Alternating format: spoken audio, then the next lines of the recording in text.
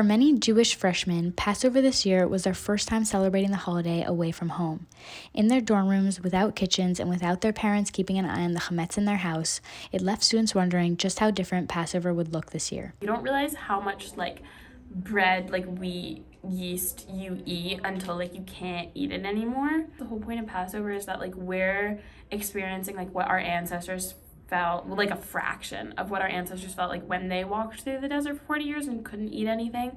So it's supposed to be insufferable. Passover is one of the major Jewish holidays and lasts for 8 days, commemorating the story of the Israelites as slaves in Egypt.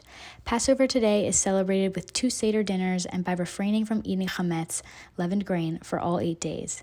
Because of the long weekend, some students were able to go home for the Seders, while others spent their time on campus, attending Hillel or Chabad, or even just getting together with friends. It was harder because, I wasn't with my family. I wasn't with the people I usually do Seder with.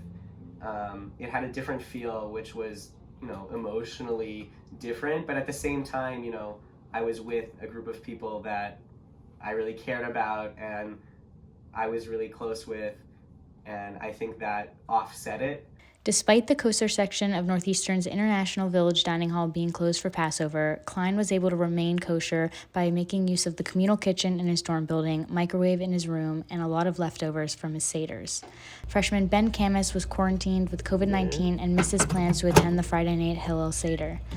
He found it too difficult to keep kosher this year with limited food options and without a kitchen. Even without doing all the kosher for Passover things, I'd still consider myself just as Jewish. I still think of myself as the same Reformed Jew. This year, Hillel offered options for both nights of Seders by allowing students to sign up for take-home Seder plate meals.